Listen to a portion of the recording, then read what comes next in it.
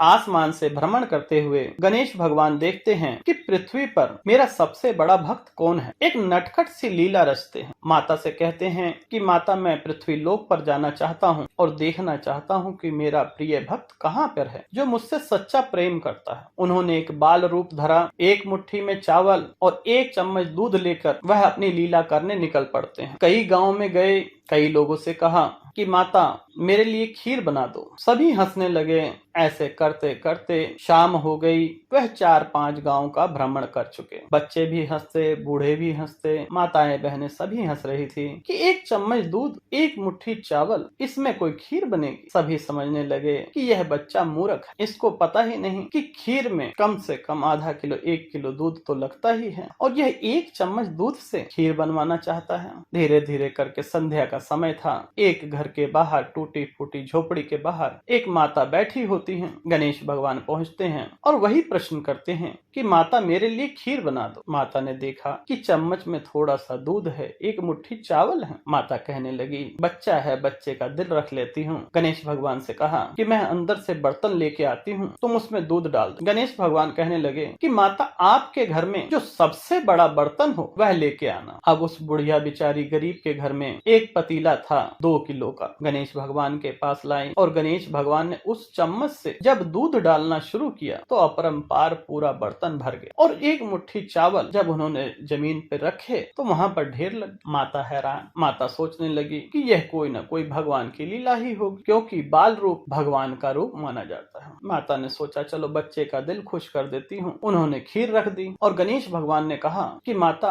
आज इस खीर का पूरे गांव में भोजन कराना है आपको। माता अंदर अंदर मुस्कुराने लगी कि यह नटखट बालक मूर्ख है, इस थोड़े से चावल में पूरे गांव का भोजन कराना चाहता है। लेकिन माता समझ गई कि प्रभु ने कोई न कोई लीला जरूर रची होगी। माता ने गणेश भगवान को कहा कि जाओ बेटा, स्नान करके आओ, तुम्हारे हाथ पैर गंदे हैं, मैं खीर बना देती हूँ। पीछे से उसकी बहू आती है और देखती है कि माँ जी ने आज इतनी सारी खीर बनाई है। वह गरीब परिवार कभी खीर खाता नहीं था, जो सूखी रूखी मिलती थी उसी से गुजर बसर करता था। इधर माता जो है पूरे गांव में लंगर के लिए गई। आज मेरे घर में रात्रि का भोज है और सबको खीर खिलाई जाएगी। और सभी हंसने लगे कि इस भिखारन बुढ़िया के पास खुद को खाने का ठिकाना नहीं है, पूरे गांव को खीर खिलाएगी। धीरे धीरे करके पूरी टोली घर की तरफ बढ़ती है और घर में उसकी बहू आ जाती है। बहू ने देखा कि खीर बन रही है, उसने तुरंत अपने लिए निकाला, लेकिन 2 बूंद धरती पर गिरती है और गणेश भगवान को भोग लग जाता है। गणेश भगवान जैसे ही आए, उधर से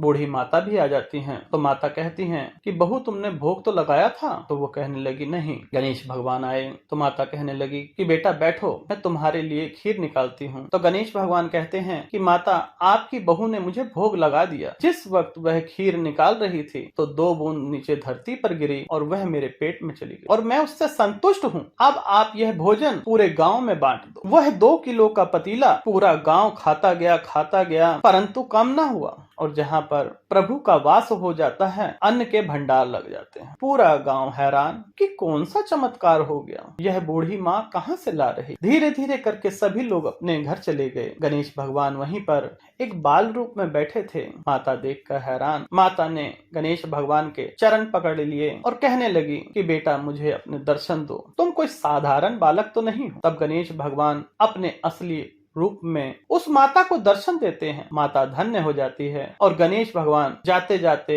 वहां पर पूरा महल बना देते हैं और धन धान्य से उस घर को भर देते हैं। पड़ोस में उस माता ने एक गणेश भगवान का भव्य मंदिर बनवाया। जो लोग भी परेशान होते उस मंदिर में जाते और मनोकामना पूर्ण होती। धीरे धीरे करके वह गांव भी विकसित हो गया। तो जो सच्चे मन से गणेश भगवान को बुलाएंगे तो वह दौड़े हुए चले आते हैं। गणेश चतुर्थी का टाइम चल रहा है। सच्चे मन से एक बार पुकार कर तो देखो, गणेश भगवान दौड़े हुए आएंगे, धन के भंडार भर देंगे, अन्न का भंडार भर देंगे।